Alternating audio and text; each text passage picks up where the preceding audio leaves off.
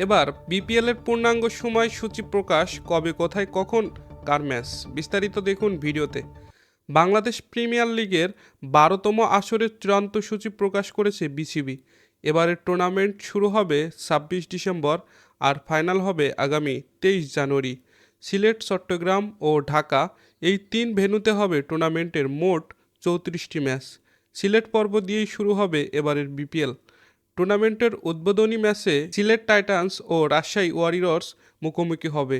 সূচি অনুসারে 19 জানুয়ারি হবে এলিমিনেটর, একই দিনে হবে প্রথম কোয়ালিফায়ার।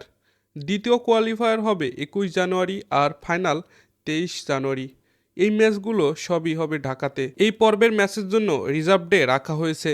এবারের বিপিএল অংশ নিচ্ছে 6টি দল: Dhaka capitals, Sylhet titans, Chattogram royals, Rangpur riders, Rajshahi warriors ও নোয়াখালী এক্সপ্রেস। গত পরশু এবারের টুর্নামেন্টের নিলাম অনুষ্ঠিত হয়েছে। দর্শক, খেলাবাজের ভিডিও এ পর্যন্তই। ভিডিওটি ভালো লাগলে লাইক করুন আর নিয়মিত খেলার আপডেট ভিডিও পেতে আমাদের সাথেই থাকুন।